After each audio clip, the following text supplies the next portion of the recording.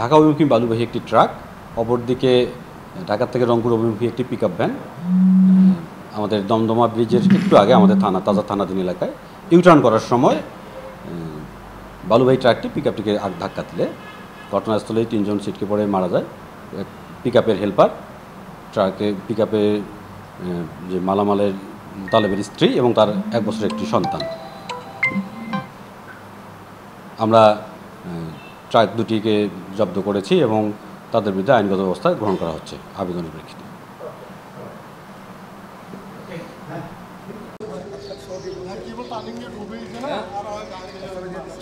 সাক্ষাৎকার সহ দিছো যাও।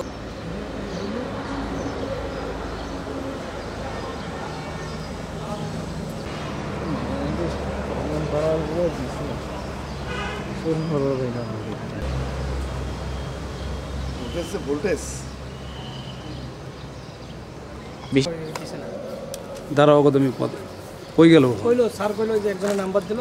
কার সাথে আমার ক্ষতি যেটা হয়েছে, ক্ষতিটা হইতেছে এখান থেকে উনি আজকে হইতেছে কোর্টে পাঠিয়ে দেবে। ওই জিডিটার উপর একটা সরাসরি উনি মামলা নেন না, কিন্তু জিডিটাই মামলায় রূপান্তর করে দিচ্ছে। এইটা মানে এখানে আজকে দিতে হবে, নাম্বারটা বসবে, কিন্তু রবিবারের দিনে আপনার